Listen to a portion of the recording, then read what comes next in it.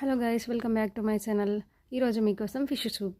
మేమైతే లోయర్మా అనే డ్యామ్కి దగ్గరగా ఉంటామండి. సో మాకైతే ఇక్కడ లైవ్ ఫిష్ దొరుకుతుంది. ఎప్పుడైనా లైవ్ ఫిష్ కట్ చేయించుకునే తీసుకొచ్చుకుంటాం. తీసుకొచ్చిన ఫిష్లలో పెద్ద పెద్ద పీస్లన్నీ పక్కన పెట్టి నేను ఫ్రై చేస్తాను. అండ్ తల, తోక, సైడ్ పీస్లు ఉంటాయి కదా, అవన్నీ ఇలా సూప్ లాగా చేస్తాను. దానికోసం ఫస్ట్ నేను కడుక్కున్న తర్వాత పసుపు, ఉప్పు, కారం కలిపేసుకొని పెట్టుకుంటాను.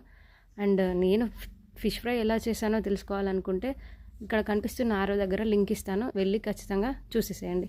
అండ్ ఫిష్ కోసం, సూప్ కోసమైనా ఫ్రై కోసమైనా నేను ఆనియన్ ఇలా బ్రౌన్ కలర్ వచ్చేంత వరకు బాగా వేయించుకుంటానండి. అలా వేయించుకున్న దాంట్లో కొద్దిగా జీలకర్ర మెంతుల పౌడర్ వేసి మంచి ఫైన్ పేస్ట్ లాగా చేసేసుకొని పక్కన పెట్టుకుంటాను. ఆ తర్వాత మనం యథావిధిగా ఆయిల్ వేడెక్కిన తర్వాత పచ్చిమిర్చి, ఉల్లిగడ్డ వేసేసి అవి కొంచెం బ్రౌన్ కలర్ వచ్చిన తర్వాత మనం ఫైన్గా పేస్ట్ చేసుకున్నాం కదా, ఆనియన్ పేస్ట్ వేసేసి అది కూడా కొంచెం ఆయిల్లో వేగిన తర్వాత దానికి సరిపడా పసుపు, ఉప్పు, కారం కూడా వేసుకోవాలి. కారం మనం ఆల్రెడీ ఫస్ట్ కలుపుకున్నాం కాబట్టి సరిపడా చూసుకొని వేసుకోవాలి. ఆ తర్వాత ఫిష్ వేసుకోవాలి. ఫిష్ వేసుకున్న తర్వాత ఒక 5 నిమిషాలు మగ్గనివ్వాలండి. బాగా కలపొద్దు, ఎందుకంటే ఫిష్ తొందరగానే ఉడికిపోతుంది కాబట్టి ముక్క చెదిరిపోతుంది.